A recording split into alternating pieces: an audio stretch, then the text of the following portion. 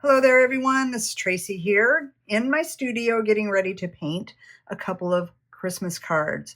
I'm a little behind on doing this, so I'm really scrambling to try to get these done and out to the recipients. What I'm using here is Meeden Baohong paper. It's 100% watercolor, 100% cotton watercolor paper, and it is in this little packet here. It's not a pad as it says here. It is actually a block. So all of this is glued on. I will say that I have a little trouble with getting the paper off this. I have to be really careful not to tear it because this glue seems to be really thick. But overall, I really like it. It's 100% cotton.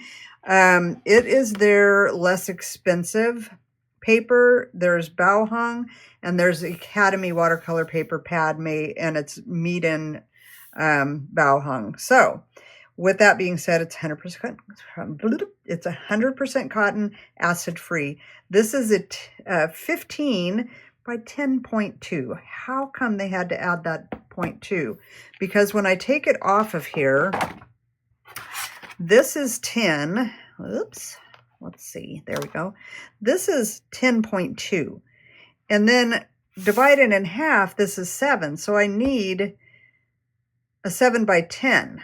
And so I literally have to, just go cut that little extra piece off of there to have the right size for my 5 by 7 card. So put that aside, and you'll see that these I have cut to 10 by 7. And then what I want to do here, and I'll just move one aside, is mark, why do I always do that backwards?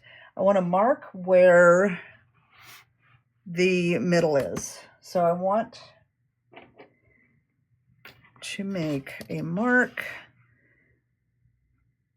up here very lightly, 5, come down to the middle, 5, and you'll see in a minute why I'm doing this, 5, and then do the old switcheroo and get this one.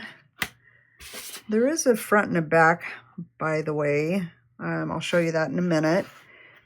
Not really concerned about it with this, but let's see. So 5 and 5, and down here to 5. Okay, so get that. Got a little bit of a mark up there, but that's like probably not a big deal, just a little smudge. So there's a little bit of that glue. I actually used a fingernail file to kind of get it off the edge of my paper because I don't want to send a card out like that, So I used a rough edge. You can get white. I'd rather have a white file, but just kind of lightly, and then you can pull it off.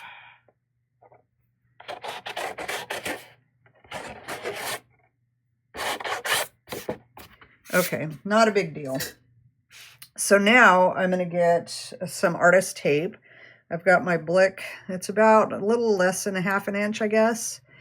And I'm going to tape these as close as possible to get, together even. So, because I want to paint them together. I don't want to paint them individually. I want to, do like a wash across the whole 2 cards, all 2 cards. So get this piece long enough to, and I'm going to start kind of really careful because I want to get a border. So I want it to be even. And I've got about, I don't know, a little more than half of that piece of tape. And then I'm going to come across here. I almost don't think I have quite enough to reach to that other side. And as straight as I can. And then I do want to make sure that it's down tightly because the paint can seep underneath and then you lose your crisp border. And then I think this will get covered up by that piece. So then I'm going to go straight across this section. And we're going to go just maybe a little tiny bit over that line, because I want the top and the bottom to be even. Let's see. It's making it a little bit hard to see.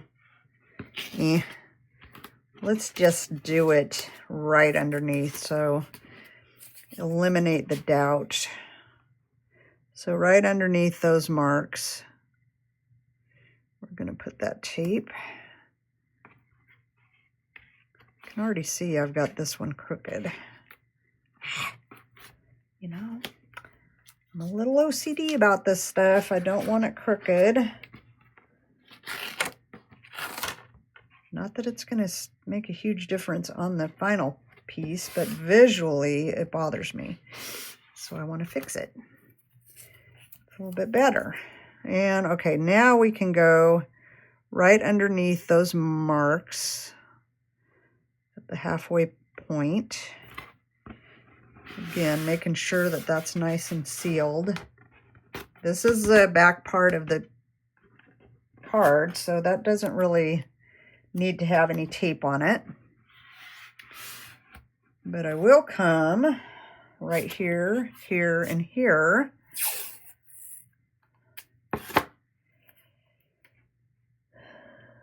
And this is a fun little project, actually. It's pretty simple. You really need to have a handle on your gradated wash to make this a little bit easier on yourself, because what you don't want brush strokes. And if your paint is too dry, you're going to get brush strokes, and that's what we're looking to avoid in our washes. So if you're seeing brush strokes, and I might tell you that that is the hardest word to say. I want to say breaststroke, and we aren't in a swimming pool. Brush stroke. If you see brush strokes in your washes, it means that you have too little water. It means that you need more water. And I think that's a pretty common problem. I am going to add just a little bit right there. Tiniest touch too short. Okay. Okay, so now in order to not have any paint splatter up on that top part, you can put, I'm going to put wax paper. And this is not quite long enough. I'm going to need 2 of them. And I want it to just be covering that back of that card. And I'm going to tape it down right here so it doesn't move around, because sometimes I want to lift this board and tip it a little bit. That's why I like these boards. It's a gator board that I cut in half. It was like a half, I don't know, 11 by, this is 11 by 15 about. So I cut in half, a bigger piece, all that to say, so I could tip it around. I really like the size of this. It makes it easy to tip around. Okay, so we got that all done. Now I want to have my sky. This is going to be a night scene with kind of a glowing sky and some dark trees in the foreground. that are silhouetted. So what I want to do is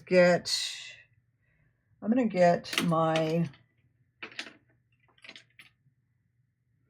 3/4 inch silver black velvet, or should I do this one? This one is longer.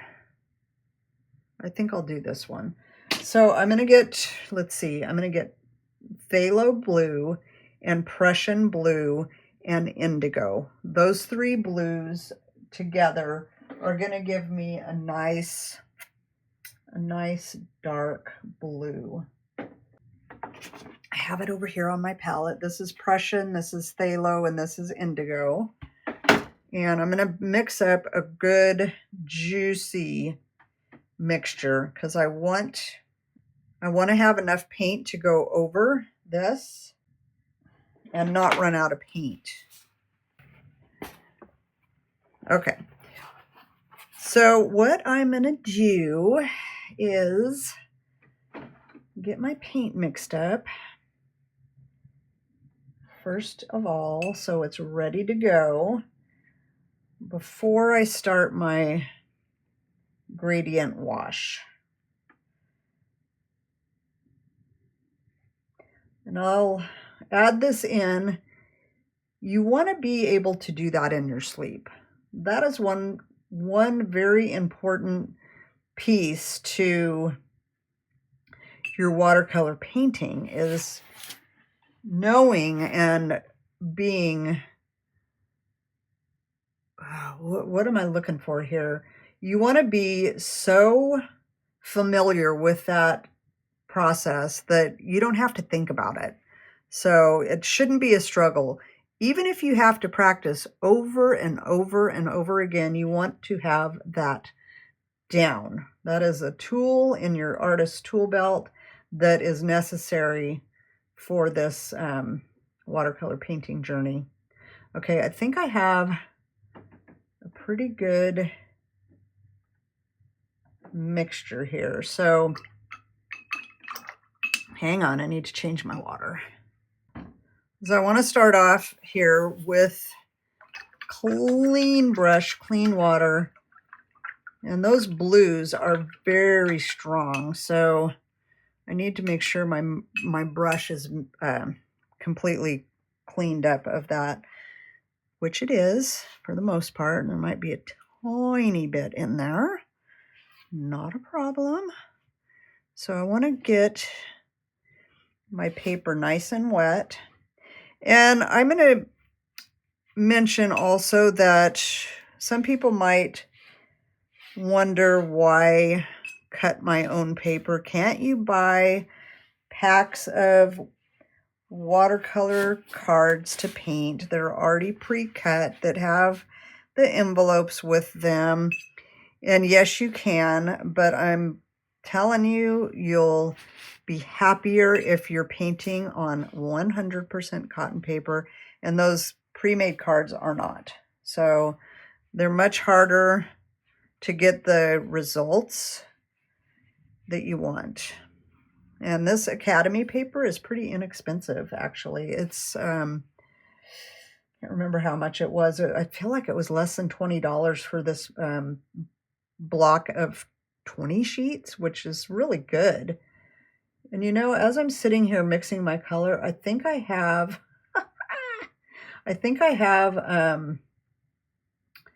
cobalt. I think I have some cobalt blue violet that snuck in there. So that's okay. I'm just going to go with it. So I'm going to tip this board a little bit. It is still, actually, let me get my other clean brush and add a little bit. Oop, that's not so clean, is it? That's okay. Do it over here. It's not a mistake. Okay, so now I'm going to start with the very top of that paper and just let that bleed down. Yeah, let's set that down for just a second. Don't want it quite. going in there. It's okay though. Come back up here, get a little more.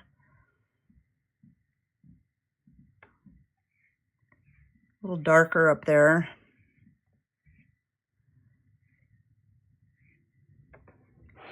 Let's just tip it down so it's running.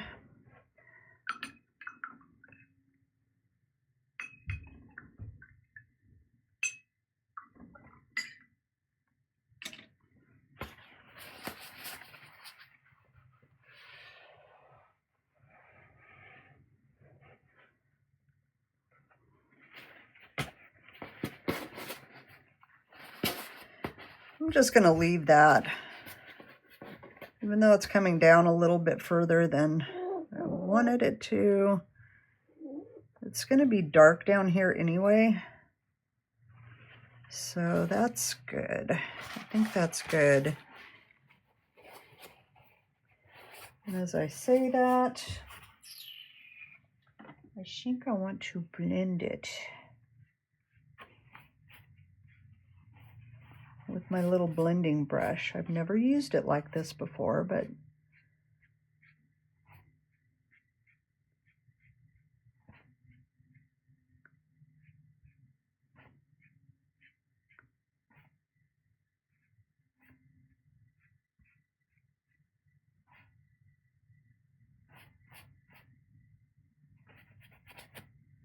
that's kind of cool actually, huh?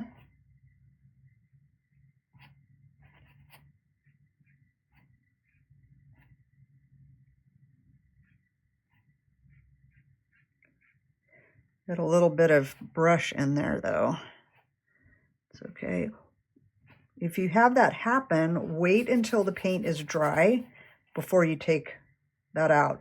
Because if you put a damp brush or your finger or anything in there when the paint's still wet, it's going to cause cauliflowers and blossoms, and it's, yeah, it's not good. And if you wait, usually you can't even tell that there was anything there. So I'm going to let this dry, but before, I'm kind of watching this a little bit more closely, because before it completely dries, I do want to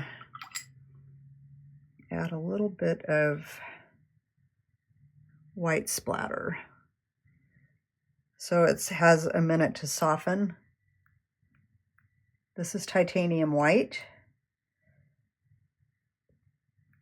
And those little droplets are going to spread out and soften. So they're going to be kind of like, you know, when you look at the night sky and it's a clear, clear night, some stars seem really, really bright and some of them are kind of distant and they're fuzzy. That's kind of what I'm going for here.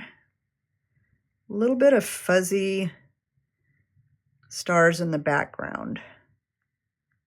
And then we're going to do some fun stuff at the end to really make this project pop. I'm excited about it.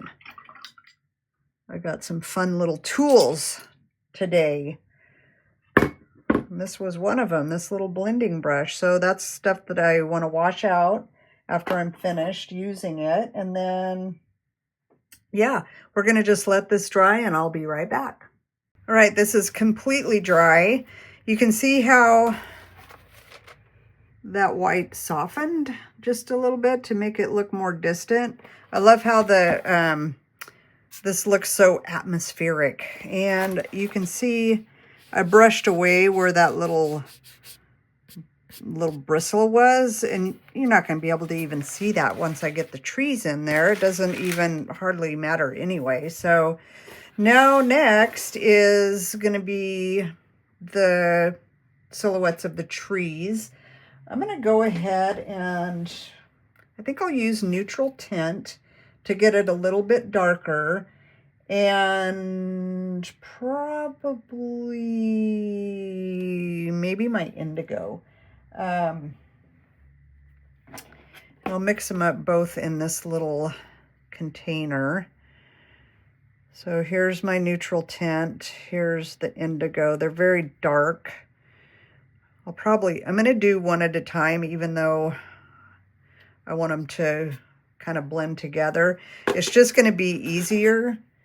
I won't have to be worrying so much about the drying of one side while I'm working on the other. So I am going to just go ahead and split it up into 2 sections. Same idea on both sides. Looking for a brush. I want to use something that's going to fill in, but also give me enough of a, oh, here we go. So the Stratford and York Rydell Gold. This is an old brush, so I don't think you can even find it anymore. Maybe, maybe not. I'll look for it and see if I can find it. I'll leave a link for it or something similar. I think there's probably quite a number of brushes out there that can splatter well, but I do want, I'll probably have another brush ready to go to spread it out. We'll just have to see how it feels. There's several ways to fill in areas that are bigger. One of them is connected strokes, so you're just kind of connecting your strokes as you go. This brush doesn't feel like it's going to be big enough, and that's just something that you learn over time. You just go, no, I just don't feel it. I don't feel that that's going to be big enough. So that's when I'll go to a bigger brush, which is probably what I'm going to start with, because I just don't want it to be a struggle. So it's always better to use a bigger brush than you feel like you're going to need. So let's go ahead and I'm going to go again with the stroke brush. It's a Princeton Aqua Elite, and it doesn't tend to hold on to as much water as these. These feel like they've just got a ton of water in them, and that can also be a little hard to get used to. So I'm going to get a little bit more water, get that pretty dark, and then just go for it. I'm just going to go for it. So they're kind of like a cross hatch, but it's a broad stroke, and that's just going kind of flipping back and forth. I want this to be wet and juicy. I don't want it to dry out. I want it to be moist enough so I can set that brush aside and come back with this Stratford, because this one I can come up on this corner and start adding some trees. And I want them to just look silhouetted. Kind of pay attention to not making the same distance between each tree. You want that to be different. You don't want the height to be all the same. So those are awful similar, though. It's so hard. I'm going to put one in between there just to kind of break it up. And there we go, make it a little shorter. Actually, if I come maybe up, no, that's not going to work. I can feel it already in my bones. I'm just really light on my brush, how heavy-handed I am, I should say. I'm not touching the paper hardly at all. It's just like kind of dancing on the tip of that corner of that brush. And I love that little light there, so I want to keep that. Okay, and I think I got it on this, yeah. And I said that, but you know, that dark against that really nice light there is awesome. Okay. I think that's beautiful. Now we're going to come over here. I'll need to mix up a little bit more of these colors.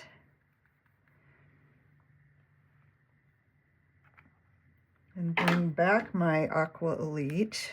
It's got a bunch of blue on it. Set it down in the blue. Oh well.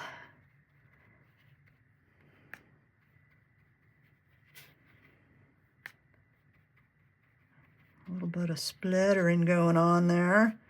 That's what happens when you get lots of color in your brush. Okay. Back to this little fella.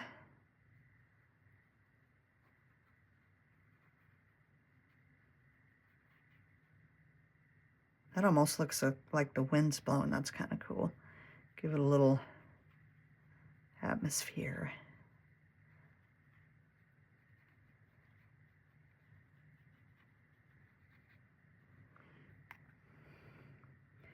Gotta remember to breathe and just keep moving. I can't stop and worry about every little branch, you know what I mean? We gotta have variety, and I'm seeing too much of the same distance between. Let's kind of break that up by putting some branches that are connecting. Make things connect. Don't have them all lone soldiers, you know? I like that little ledge there. That's kind of cool.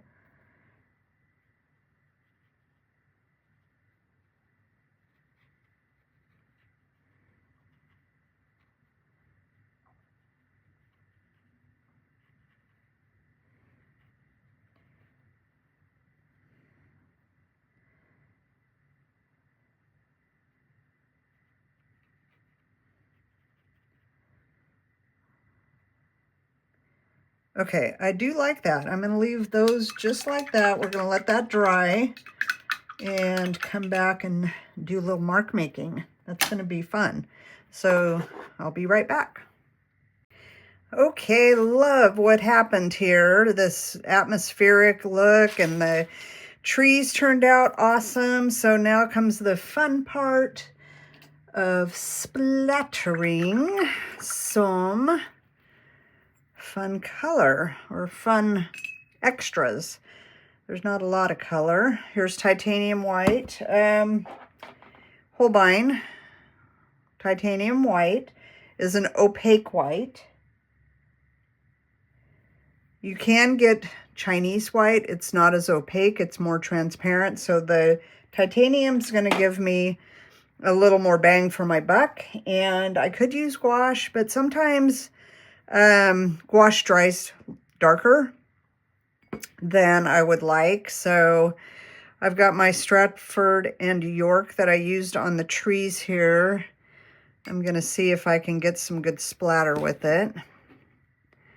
So let's just see what happens here. Trying to get a thickish mixture, but thin enough to get some splatter. Just like that. And let's just do kind of sort of sparingly across here. Don't want to get carried away. Just kind of reminds me of how some stars are a little bit closer. Some are a little bit more distant. And I think I should stop with that because I do want to add some others. I've got some calligraphy ink that I like, and I want to add some of this as well.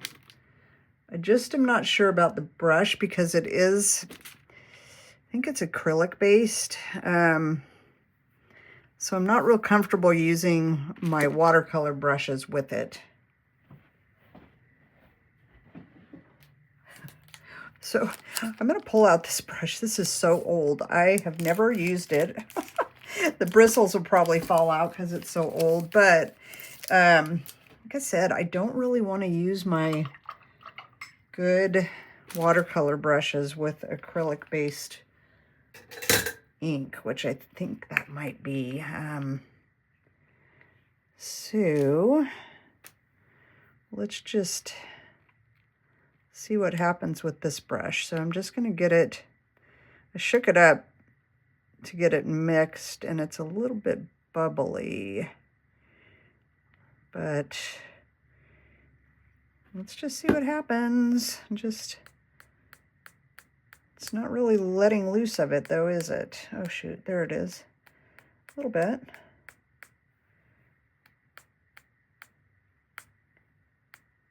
Again, I don't want to get carried away, and this is like not really releasing the paint so well. So let me see.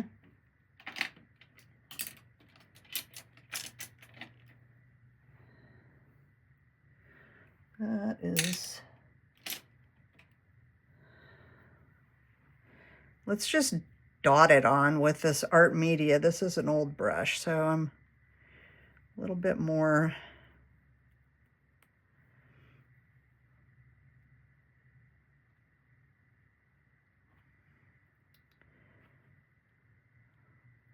I'm a little okay. I'm a little bit more okay, although I'm not getting the random.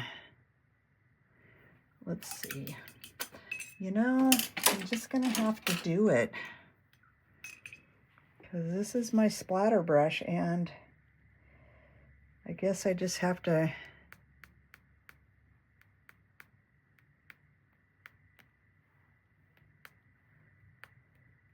hope for the best.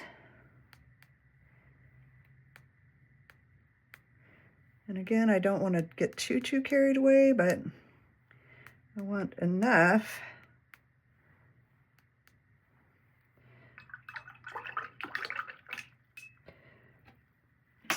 And that's going to do it on that. Let me pull out this new marker. This is a One for All Molotow. And let's get this one primed up. And we'll just dot it on.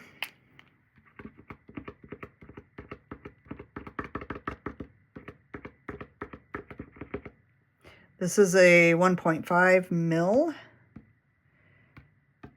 It's just giving me a little variation in the color. Got white, I've got silver, I've got gold.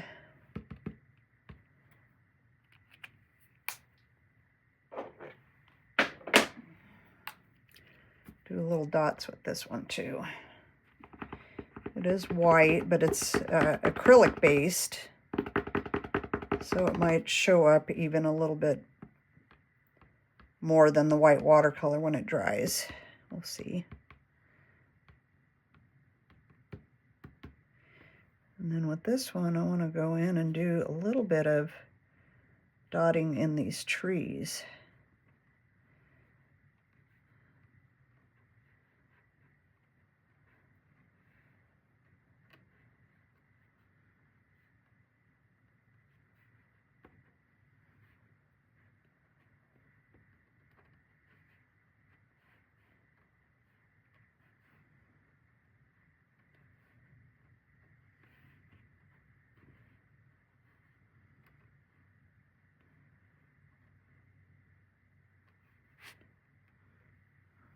Okay, so that needs to dry just for a minute. But while it's drying, we can do a final touch. I found this marker. I went to Michael's today and they had half off. Half off this, half off this. And so I was a happy little camper. This says Merry Christmas. And I want to do that in silver. So let's see if we can get it on here in the dark part evenly. So it's not looking all crooked. Or maybe I should make it crooked on purpose. I don't know.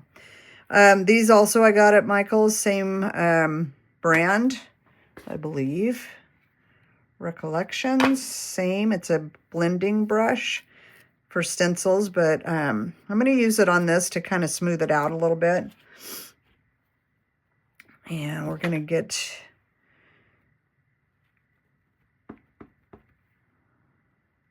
I could do it crooked just to make sure it's like, psh. What do you think? Crooked or no crooked?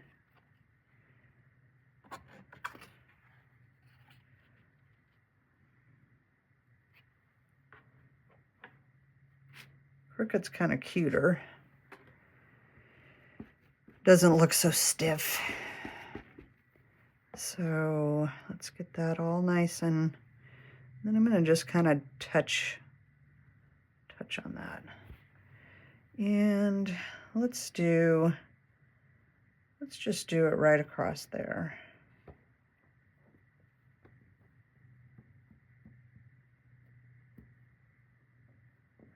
Give it a good press.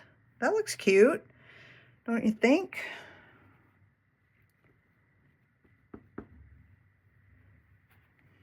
Get it so it's not got any blobs in there. And then I'm going to come a little bit more in the center of this one. Actually, come down, straight down. Try not to wobble it around. Straight up. That looks very cute. Okay, there is one more thing I want to do to this, but I want all that to dry first. So let's let that dry. I'll be right back. Okay, this is all dry, and my final little mark making is with this silver marker, my little silver one that I dotted this with. So I'm just going to add some swirls to make it kind of fun and cool.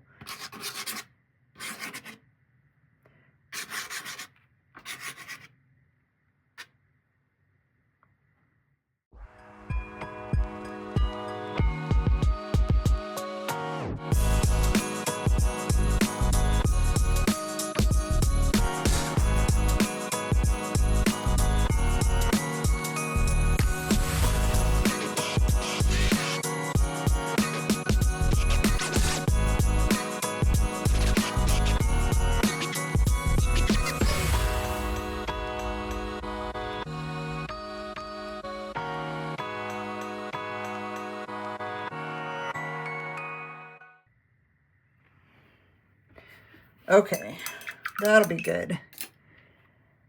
So they actually know that I painted this, hand painted it for them. I wanted to initial it, signature, put my signature on it. So let's take the tape off, see what we've got. That's always the fun part.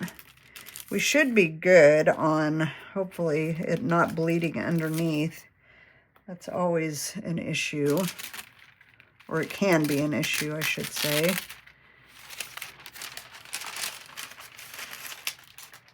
Remove that. Let's see. Let's do this one first. Okay, I'm pulling straight down.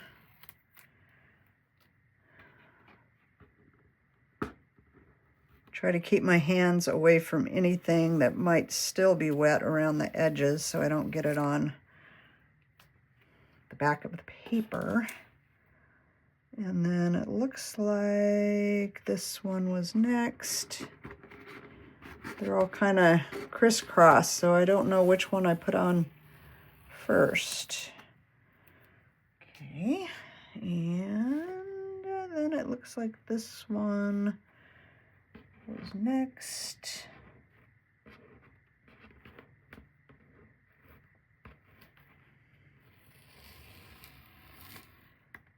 So far, so good.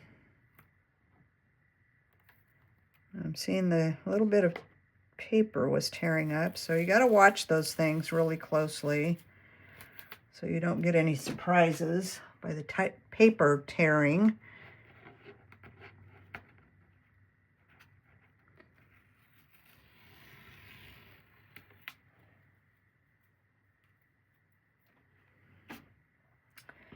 Here comes the final.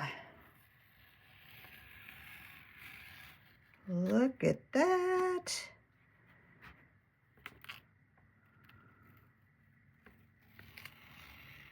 A little bit, but the good thing is this is right where that line is that I need to fold my paper. So all I need to do, I'm going to take these off of here and get my Rosemary and Company Eradicator. This is great for fine lines, and also if we're lucky enough, this might lift off some of that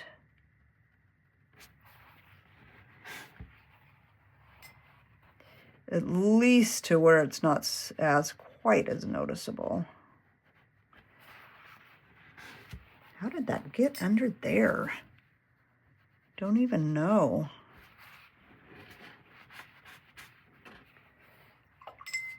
So I'm just scrubbing a little bit, hoping it's gonna come up. But like I said, if it doesn't, it's, you know, it's part of the deal with handmade cards. I'm not gonna stress about it. I'm sure my friends aren't gonna send it back to me or my family. They better not. I don't think it's gonna go all the way back, but at least it's on the fold. So now the marks right here, pencil marks, I'm just going to use my little kneaded eraser. I keep it in a plastic wrap to keep it soft. It helps it from drying out, because they do get kind of hard after a while, and then they are not as easy to knead, you know. That's how you get them to,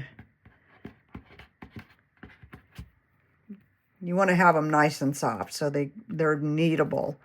And if they dry out, they're just not going to work that well. So that was a little side note. And I want to dry these even a little bit more because I want to fold them. And if they're just any little bit wet, we're going to have a problem with something smudging. Hopefully that's enough. So for folding purposes, these little clips are great. Those little clips are really great because they can hold your paper. Make sure that's dry. They can hold your paper in place so you don't get an uneven fold. So we're gonna get it as even as possible. And then I'm gonna come in with my clip.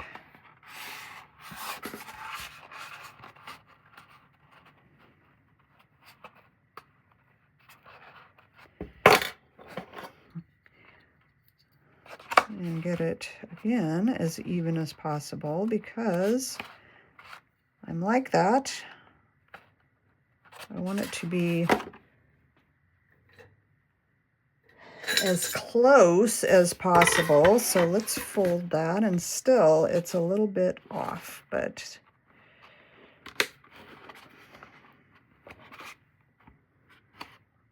Could get more than one. Yeah.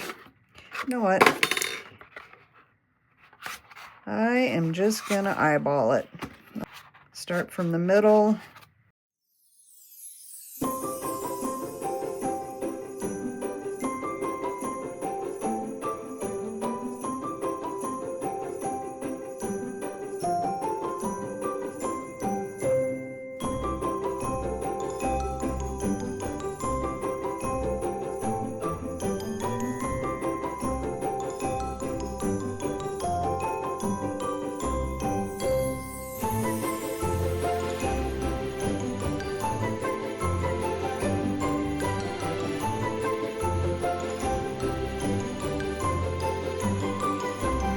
Okay, so there we go. There's two beautiful Christmas cards with some fun mark making, and Merry Christmas. I hope you guys enjoyed this video.